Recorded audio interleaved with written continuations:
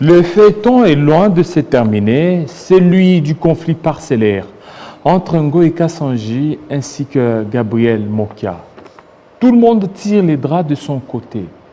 Alors, nous sommes dans un état de droit, que la justice fasse son travail. Et aujourd'hui, nous avons Ngoï Kassanji pour un droit de réponse à l'avocat ou au coordonnateur de Congo, de Génération Congo Nouveau.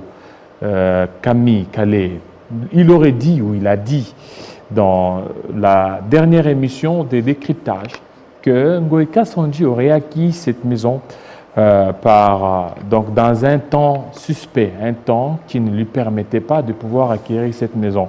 Et que Ngoï Kassanji et Gabriel Mokia, c'est Gabriel Mokia qui a des vrais et authentiques documents par rapport à la maison Kérélé. Nous allons en parler avec M. Ngoï Kassanji. Bienvenue. Merci Jean-David. Voilà, aujourd'hui, vous êtes victime de l'état de droit, Ngoï Kassanji, par rapport à ces conflits qui vous opposent à Gabriel Mokia. Bien, je veux dire que dans un état de droit, il y a les principes fondamentaux qui fondent cet état de droit qui doivent être respectés. Ce sont les droits des citoyens. Parmi les droits des citoyens, il y a entre autres le droit de propriété. Et les droits de propriété sont garantis par les certificats d'enregistrement. Vous parlez de certificat d'enregistrement. J'ai reçu Camille Calais qui a dit que vous ne détenez pas un véritable certificat d'enregistrement. Le vôtre a celui de Gabriel Mokia. Gabriel Mokia, lui, détient le vrai, parce que c'est depuis l'époque du Zaïre, que vous, ce n'est pas l'époque du Zaïre. Je vais dire ceci, ce certificat est au nom de M. Ngoï Kassanji Alphonse, commerçant, né en Andajika le 12 février. C'est mon certificat d'enregistrement. Il est au nom de M. Ngoï Kassanji. Au nom de M. Ngoï Kassanji. Il date de 2013. Ok. Le certificat qu'on vous brandit, oui, pas Gabriel Mokia, soi-disant qu'il l'a obtenu en 1996. Lisez, parce qu'on vous brandit ça, vous ne lisez pas. Ce n'est pas au nom de Mokia. Ce n'est pas un certificat au nom de Mokia. Il a acheté ça pour le compte de sa famille. Je vais vous dire ceci. Quand vous êtes, il y a une vente publique, vous êtes parti au procès, si vous êtes un agent de l'État ou qui que ce soit, ou parti au procès, vous ne pouvez pas être acheteur. La loi interdit ça. Comment est-ce que Mokia a été parti au procès? En 1996. Ça a commencé depuis 90, 91, 92. Je vais vous montrer les arrêts ici. Donc, Mokia était partie prenante au procès. Comment est-ce que lui, bénéficiaire du jugement 62-470, qui a consacré la vente publique, peut être en même temps, lui, qui a bénéficié de ce jugement, qui a permis à ce qu'on puisse vendre publiquement les biens de l'Union zaïroise de banque et l'État congolais. Il peut être en même temps acheteur. Magoul. Parce que la loi interdit. La loi interdit le fait que si vous êtes bénéficiaire d'une décision, ou soit si vous êtes gouverneur de la banque, les biens là appartiennent à l'État, même le membre de votre famille ne peut pas en être bénéficiaire. Alors, la manière dont vous avez acquis cette concession, selon l'avocat des Mokia, dit que c'était dans un temps suspect, un temps où il ne fallait pas avoir la maison, et vous aviez usé de votre influence politique pour avoir votre concession. Il est l'avocat de M. Mokia ou il est ONG Congo Nouveau? Donc, oui, ONG Congo Nouveau, et que lui, il se dit que Mokia devrait certainement entrer en possession de sa maison. Bien, s'il il prône le Congo Nouveau, l'état de droit, Oui. dans un état de droit, d'abord, on ne peut pas déguerpir quelqu'un sans sommation. Sans sommation. Vous êtes chez vous. Une décision de justice est prise pour qu'on vous déguerpisse. On doit d'abord vous notifier cette décision-là. J'entends les gens dire que Moké lui-même, et ces gens disent que j'ai été notifié depuis 2018. Mes chers amis, nous sommes le 23 mai 2018. Nous recevons une sommation à déguerpir. Comme je vous l'ai dit, quand on vous donne une sommation, on vous permet de vous préparer pour sortir. Aussi pour utiliser vos moyens de défense. Est-ce que la décision qui est prise devant vous, elle est juste? Vous pouvez aller vérifier. Nous ferons une prise à partie pour savoir qu'est-ce qui s'est passé, comment est-ce que nous avons acheté nos maisons régulièrement. Comme je vous l'ai dit, moi, je ne tire pas ma vente, mon achat de la maison de Mokia ou de l'Union zaïroise de banque. Mon origine, l'origine de l'achat de ma maison, c'est... J'ai vérifié ça avant d'acheter. Il y a un arrêté de son Excellence, Monsieur le ministre de l'Urbanisme et Habitat, Lushikumouya. L'arrêté date du 31 décembre 2009. C'est un arrêté interministériel signé conjointement avec le ministre des Finances. Dans cet arrêté, il est dit dans l'article 1 et désaffecter l'immeuble bâti du domaine de l'État. Ce n'était pas les biens 100 mètres ou un bien appartenant à Moké. Je vous expliquerai pourquoi ceci est retourné selon Rubens. Moké évoque souvent Rubens. Je vous expliquerai pourquoi. Et désaffecter l'immeuble bâti du domaine de l'État portant le numéro 3801 du plan cadastral de la commune de la Gombe, couvert par le certificat d'enregistrement AL. Pas ce que Moké présente. Moké vous montre un papier. Mais ce papier-là, lisez dedans, il n'y a pas le nom de Mokia. Il y a quel nom alors? Donc, il y a un nom il y a 3 certificats d'enregistrement. Ok. Donc, ces certificats d'enregistrement, ces personnes-là n'ont jamais été vues. Depuis les années 91, 12, 13, 14, on ne le voit pas. Mais c'est lui qui serait... Monsieur Mokia, c'est aujourd'hui qui se présente en 2018 par une décision de M. Baking, le président du tribunal de grande instance, qui fait apparaître pour la toute première fois dans son ordonnance 026 et 0256, qui fait apparaître le nom de Mokia pour la toute première fois depuis les années, dans toutes les décisions de 91, 12, 13, 14, 15, 16, 2018, même de la Cour suprême, le nom de Mokia n'y est pas. Donc c'est lui qui fait apparaître curieusement le nom de Mokia, c'est M. Baking, le président du tribunal de grande instance. Maintenant, moi je vous explique maintenant que ma parcelle, est-ce qu'elle a été achetée dans un temps suspect? Je vous dis non. Parce que le bien acheté était le bien du domaine privé de l'État. Je vous ai expliqué ici une des affectations au profit de qui? Du 26 juillet 2006, on a désaffecté la parcelle en question. Au profit de qui? L'immeuble bâti du domaine privé de l'État. Est-ce que c'était l'immeuble de Mokia? Est-ce que c'était les immeubles de l'Union zaïroise de banque? Non, c'était les immeubles du domaine privé de l'État. Portant numéro 3801 du plan cadastral de la commune de la Gombe et couvert par le certificat d'enregistrement AL 405 folio 126 du 26 juillet 2006 et cédé en compensation de la parcelle portant numéro 41 73 de la commune de la Gombe à monsieur et madame Keller. Donc monsieur et madame Keller, ils ont l'État a exproprié leur parcelle à la Gombe ici, portant numéro 4173. Mais déjà, cette parcelle avait problème avant que vous ne l'achetiez, parce que Moki a dit qu'il avait aussi affaire avec un Keller avant que vous ne l'aviez.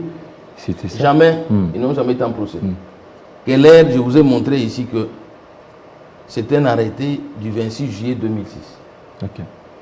2006, qui cède à M. Keller la parcelle. Et lui, M. Keller, l'a eu d'où? À partir du gouvernement. Il a eu de chez du je gouvernement. vous ai montré, je vous ai dit que l'immeuble du domaine privé de l'État, Ok. cédé en compensation, c'est-à-dire l'État a exproprié la parcelle de M. Keller. L'État a pris cette parcelle et remet à Keller en compensation la dite parcelle du domaine privé de l'État.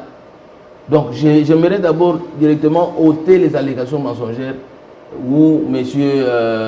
Calais, du Congo Nouveau, je ne sais pas, il prône quel type de l'état de droit, mais l'état de droit dit que cette parcelle a été cédée en compensation. L'État a exproprié la parcelle de M. Keller.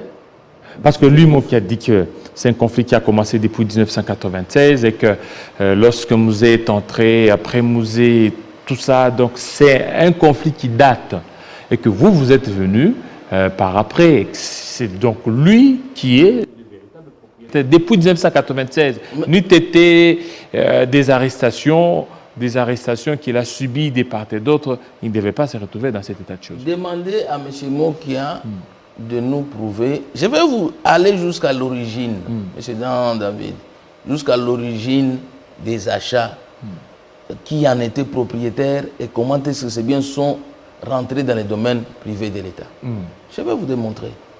Donc ici, je vous ai démontré que moi, mon achat tire son origine de la cession par l'État congolais de son domaine privé. Parce que le sol et le sous-sol appartiennent à l'État. L'État les cède ou le vend. Et quand l'État les cède ou le vend, vous obtenez les titres de propriété que je vous ai montré ici, le certificat d'enregistrement. Et les certificats d'enregistrement, vous en êtes propriétaire, vous êtes propriétaire de la maison par ceci. Ça doit être en votre nom. Si c'est au nom de Jean David, c'est votre parcelle. Si c'est au nom de Ngoïka, c'est votre parcelle. Si c'est au nom de Moutouta, c'est la parcelle de Moutouta. Donc, dans toutes les décisions de justice, M. Mokia n'y est pas. Comment est-ce que les biens se sont retrouvés dans les domaines privés de l'État? Et comment il a une décision judiciaire en sa faveur? Il n'a pas une décision judiciaire en sa faveur. Ici, il y a l'arbitraire. L'arbitraire.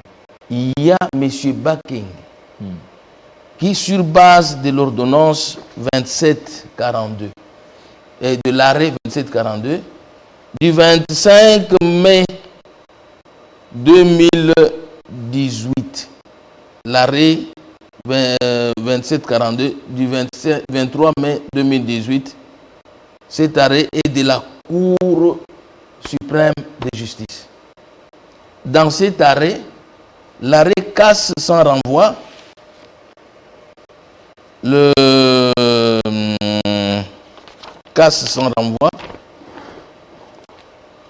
l'arrêt RCA 19675.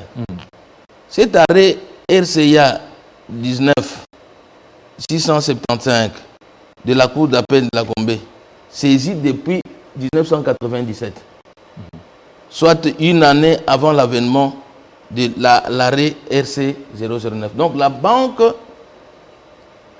pour que vous puissiez comprendre, parce que nous n'allons pas vite en besogne, nous devons remonter l'affaire. Ok, allez-y alors. L'affaire. Nous remontons l'affaire. L'affaire date des années 90. 90. Ici, nous avons les livres du bâtonnier Matadiwamba, bâtonnier Tarsis, le bâtonnier national. C'est lui le bâtonnier de tous le barreau du Congo. Tarsis Matadiwamba. Qu'est-ce que Tarsis Matadiwamba dit ici? Donc, J'ai connu le problème dans l'affaire UZB, Union Zaïroise de Banque, contre M. M.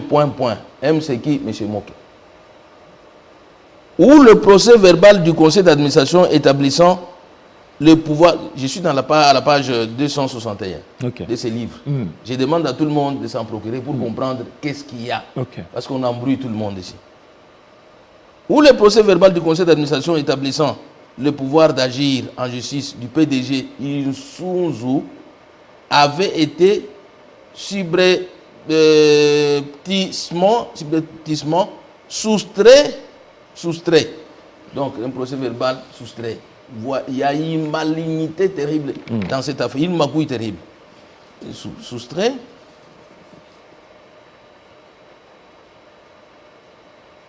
Honnête homme, désolé, le premier président de la Cour suprême de justice, Balanda Mikini Leliel, à qui j'exhibais l'inventaire des pièces. Donc, M. Matadouamba était à l'époque avocat de l'Union zaïroise des banques.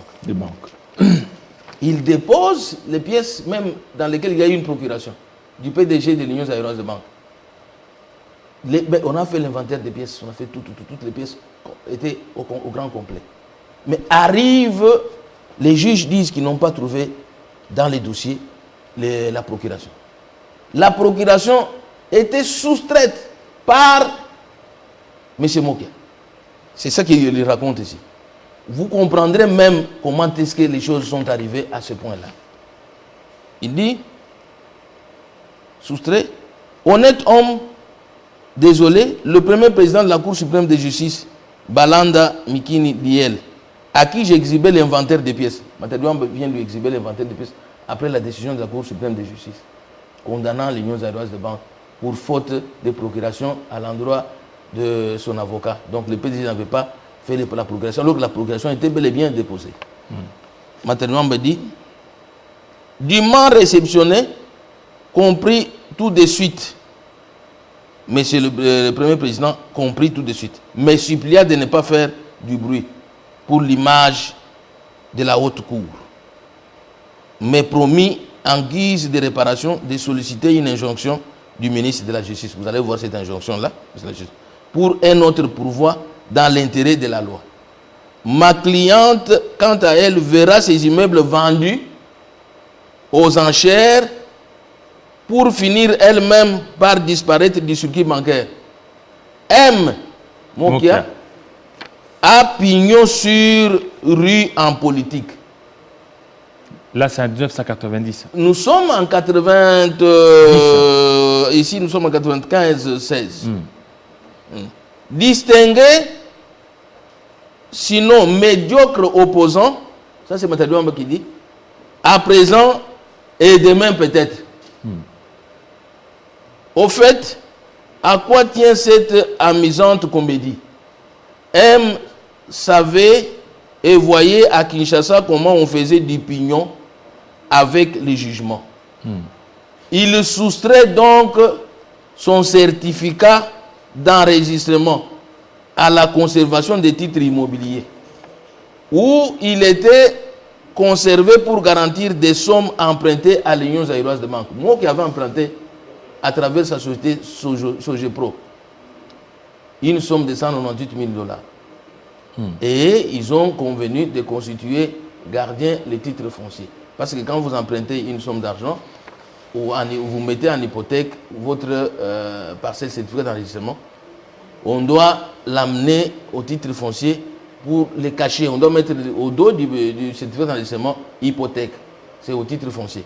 Et ici, moi qui ai la banque, en venant emprunter 198 000 $, il se convient de constituer gardien les titres fonciers. C'est ce qu'il dit ici.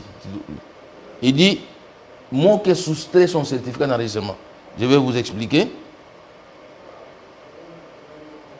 Des titres où il était conservé pour garantir les sommes empruntées à l'IZB. Crie à la disparition. Il soustrait son certificat, mais il crie à la disparition.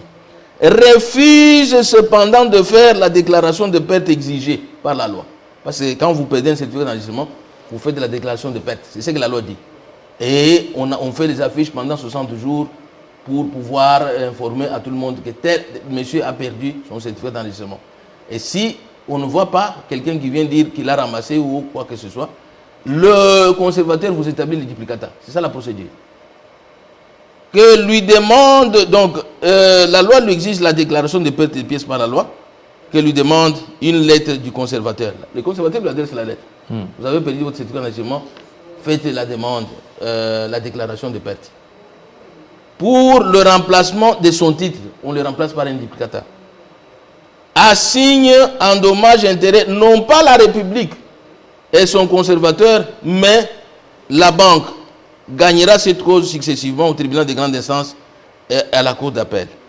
Pour cette perte du certificat d'enregistrement, pourtant intervenue non pas au sein de la banque, mais bel et bien à la conservation des titres immobiliers convenus d'un commun accord avec la banque. Quelle faute alors ont pu retenir nos juges successifs pour conclure à la responsabilité de l'UZB? L'hypothèque n'est-elle pas un contrat liant ici preneur et emprunteur, M. Mokia et UZB? Or, c'est en exécution d'un tel contrat, donc de la commune volonté de deux parties, que ce certificat s'est retrouvé à la conservation des titres immobiliers pour être conservé. La faute était à qui? Donc, M. Mokia a pris emprunté de l'argent, 198 000 $ auprès de l'Union zaïroise de banque.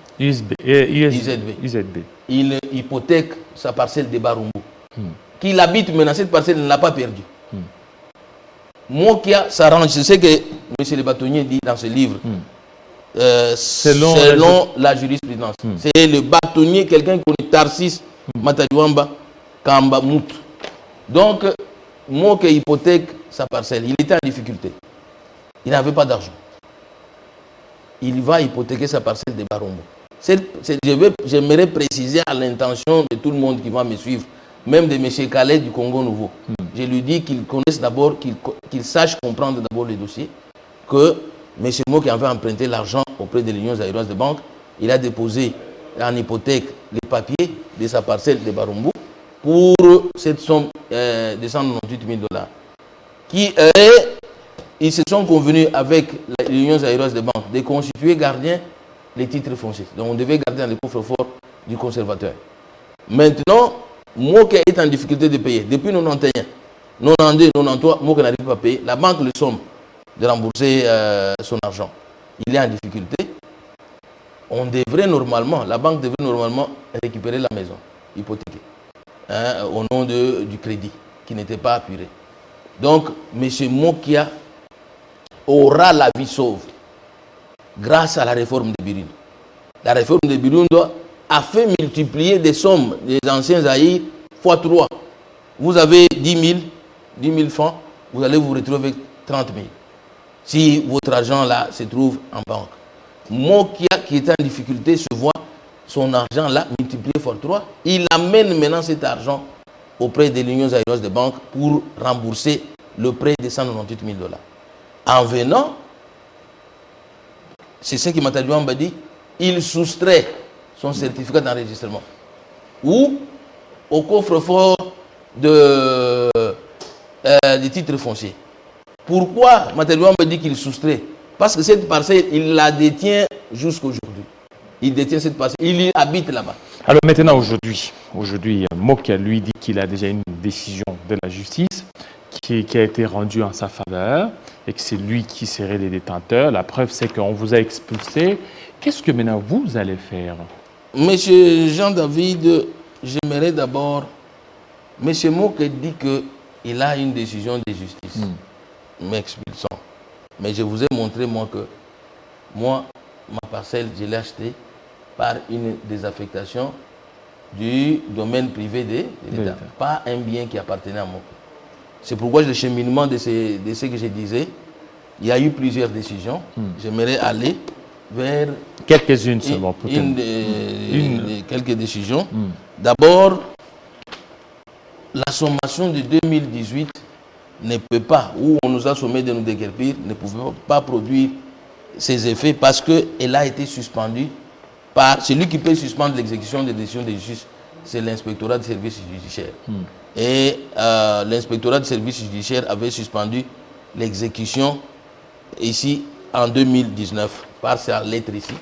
La sommation là de Guerpir de mai 2018 que Moke prétend a été suspendue par cette lettre de l'inspecteur des services judiciaires. Donc on ne peut pas l'évoquer aujourd'hui pour venir me déguerpir brutalement. J'aimerais maintenant dire, je suis déguerpi par la décision de Bakeng, le président du tribunal de grande instance. Cette décision date du 13 août 2020. Monsieur Bakeng base sa décision ici. Il évoque l'arrêt 62-470 du tribunal de grande instance, le jugement 62-470 du 14 février 1995. Bakenga évoque ça. Il évoque aussi l'arrêt de la Cour suprême de justice du 27, l'arrêt 2742 de la Cour suprême de justice du 23 mai 2018. Il prend ces deux décisions, il dit que ce sont ces décisions qui lui permettent d'attribuer les biens à M. Mokia. Pourtant, Bakenga dit que Gabriel Mokia a acquis ses parcelles en 2018, à la suite d'une prétendue cession faite par les adjudicateurs. Donc, je parlais ici des adjudicateurs qui avaient acheté les biens de l'Union zaïroise de banque. Or, si vous êtes parti au procès, bénéficiaire d'un jugement, vous ne pouvez pas être acheteur. Ou bien vos proches ne peuvent pas être acheteurs. Alors ici, Bakenga évoque le nom de Moke pour la première fois dans son ordonnance ici numéro 246, où il dit que Moke les a acquis en 2018 à la suite de la cession faite avec les adjudicateurs Mututa qu'on n'a jamais vu. Pourtant, à cette date, ici en 2018, il n'existait pas dans le commerce juridique aucun immeuble de l'Union zaïroise de banque. Parce que les immeubles étaient déjà retournés. L'Union zaïroise de banque, est-ce que vous avez déjà vu l'Union zaïroise de banque ici à Kinshasa en 2018? N'existait pas. C'était déjà liquidé. Comment est-ce que Bakenga va dire qu'il y a une cession des immeubles intervenue en 2018 de l'Union zaïroise de banque, saisie et vendue à qui que ce soit, étant donné que par arrêt RC, la banque étant condamnée d'abord de 7 millions, quand Moke perd son certificat d'enregistrement, la procédure, il devait faire la déclaration. Il fait la déclaration auprès du conservateur, il écrit. Le conservateur lui écrit, faites la déclaration. Je vous établis les duplicata. Moke lui prend une procédure qui n'a jamais existé. Il va accuser, assigner l'Union zaïroise de banque. Il assigne l'Union zaïroise de banque pour la perte d'un certificat d'enregistrement convenu de garder gardien auprès du titre foncier. Maintenant, l'Union zaïroise de banque va en appel auprès du même tribunal de grande instance. Le tribunal les rejette. La banque va à la cour d'appel. La cour d'appel confirme la décision des choses. Il va même remonter à la Cour suprême de justice. C'est maintenant sur un jour, je vous ai lu le bâtonnier Matadouamba qui dit que la procédure qui devait rester, c'était l'injonction du ministre de la Justice. Et le ministre de la Justice fait l'injonction au procureur général près la République, PGR à l'époque. C'est l'arrêt ici, C009. Ok, merci beaucoup, M. Gabriel. Mais je vais vous montrer pourquoi les biens sont rentrés dans les biens privés de l'État. C'est rentré dans les biens privés de l'État à partir de ça. La Cour suprême de justice, section judiciaire, siégeant au fond en matière civile et commerciale, après cassation sur injonction du ministre de la Justice et garde des Sceaux, dit irrécevable, recevable partiellement, déclare partiellement la requête de l'Union zaïroise de banque. Annule le jugement entrepris. Le jugement entrepris, c'était la 62-470 qui avait consacré la vente publique. Est annulé par la C009 de la Cour suprême de justice en 1998. Annule le jugement entrepris en toutes ses dispositions. Pourquoi il dit ici, on reçoit partiellement la requête de l'Union zaïroise de banque? Partiellement, pourquoi? Parce que vous allez comprendre la suite. Statuant à nouveau par évocation, condamne in solidum l'appelante Union sérieuse de banque et la République démocratique du Congo, où l'une, à défaut de l'autre, a payé à l'intimée Société congolaise de produits agricoles, Socopro, l'équivalent en francs congolais. Ici, on a suspendu les jugements de la vente publique, mais au moins on a donné à Socopro. Socopro, c'est la société de Mokia. On lui a donné 7 millions de dollars pour dommages et intérêts, parce qu'on estime que les biens étaient achetés, vendus, ainsi de suite. Et cet argent, Mokia les touche. Il venait de toucher 2,5 millions il n'y a pas longtemps, sur ces 7 millions ici, des dommages et intérêts. Mais comment quelqu'un qui touche l'argent, vous touchez l'argent ou on vous dédommage par cette décision de C009, RC009 du 1998, vous touchez cet argent. On a dit, on a annulé la vente publique en toutes ces dispositions. Comment est-ce que Bakéina, le président du tribunal de grande instance, peut se référer à l'arrêt 62-470 déjà annulé par la Cour suprême? C'est pourquoi le bien, après cassation de la vente publique, les biens sont retournés dans leur pristine état selon Rubens. Le pristine état, c'est qui? C'est l'État congolais qui est propriétaire du sol et du sous-sol. Les biens sont retournés. Alors, c'est pourquoi l'État les a désaffectés en faveur de M. Keller, mon vendeur. Et l'État a pris la parcelle de Keller. Donc, aujourd'hui, c'est pourquoi, en cassant dans la décision 2742, à laquelle se réfère M. Bakenga et que Moke vante M. Jean-David, permettez-moi de vous lire une seule décision. Terminer là-bas par rapport à cette décision, parce que pour moi, il trouve que vous aviez voulu tribaliser l'affaire, politiser l'affaire. Je vais vous dire qu'il utilise... Terminer par cette lecture et puis... Quand je vais parler même du tribalisme dont il parle. Je reviens par là. C'est une manipulation. Ça, c'est l'arrêt RC 42-41. De quelle date? Ça. Quelle date? Mokia parle de la décision de l'arrêt de la Cour suprême de justice de mai 27-42, de mai 2018. Il évoque cet arrêt. Mais ne peut interpréter les arrêts que la même Cour, n'est-ce pas? Ce n'est pas à monsieur le président du tribunal de grande instance d'interpréter les arrêts de la Cour, mais les arrêts de la Cour sont interprétés par la même Cour. La Cour elle-même. Cette décision, l'arrêt RC 39 / RC 42-41, elle est de la date du 3 janvier 2019, donc après l'arrêt 27-42 de la Cour suprême de justice, qui cassait l'arrêt de la Cour d'appel, intervenue, parce que la banque avait saisi la Cour d'appel de nouveau, et sa décision est intervenue plutôt en 2002, après la C009 qui a cassé le jugement de la vente publique. C'est pourquoi, comme il n'existait plus rien, quand on casse l'arrêt de la Cour d'appel 19675 par l'arrêt 27A, écoutez ce que nous avons saisi, nous, partis préjudiciés, par la décision prétendue prise par la Cour suprême de justice en mai 2018, on avait saisi la même Cour. On l'a saisi en décembre 2018. Et la Cour dit quoi? Rend sa décision le 3 janvier 2019. Il dit,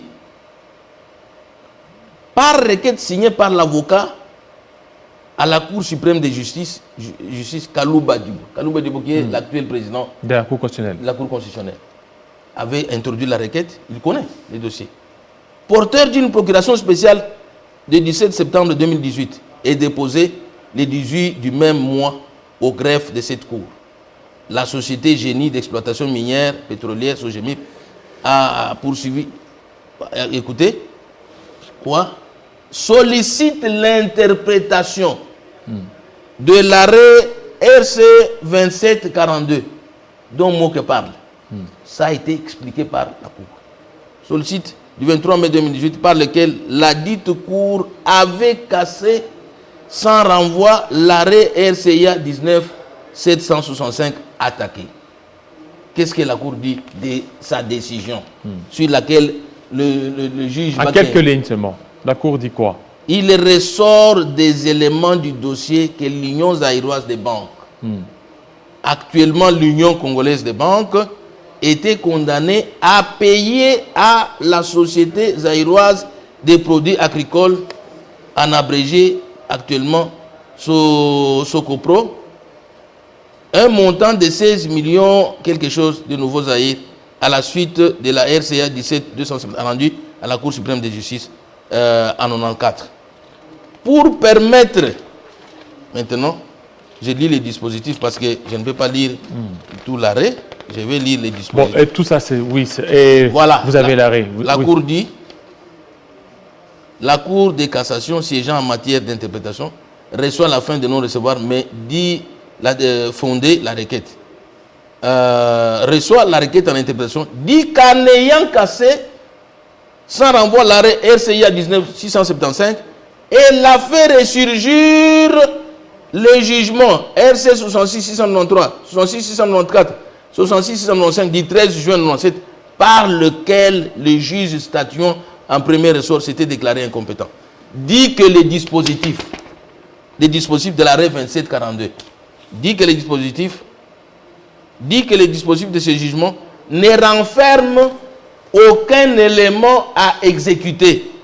L'exécution de l'arrêt RC 2742 de la Cour suprême de justice ne peut non plus être poursuivie en ce que dans son dispositif, il n'y a rien à exécuter. Voilà. Parce que le bien revenait déjà au domaine privé de l'État. Donc, il n'y a pas de tribalisation de l'affaire. Vous avez, je vous ai lu ici, les arrêts rendus par la même Cour, interprétés par la même Cour. Cet arrêt vient après le 27-42. Et vous avez suivi le chef de l'État dire à Goma qu'il y a les juges qui déguerpissent même les ambassades. Et c'est pour la première fois que cela arrive dans notre pays. Pourquoi? Il y a un juge président du tribunal de grande instance, Baké, qui est à la base de ça. Il prend des décisions scandaleuses, dénoncées même par le président de la République, au point de déguerpir même les ambassades. Vous pouvez vous imaginer quelqu'un qui est déguerpi sans sommation. Un député.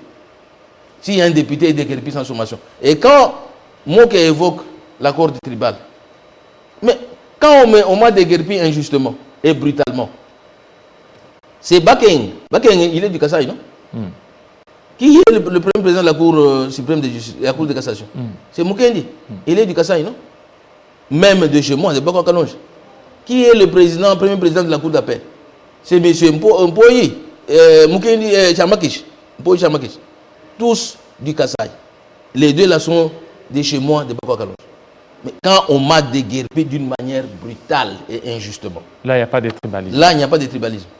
Mais maintenant que on voit les choses clairement. Parce qu'il a embrouillé Joseph Kabila pour aller négocier. Les gens vont voir à Eden Godio, l'époque d'Eden Godio.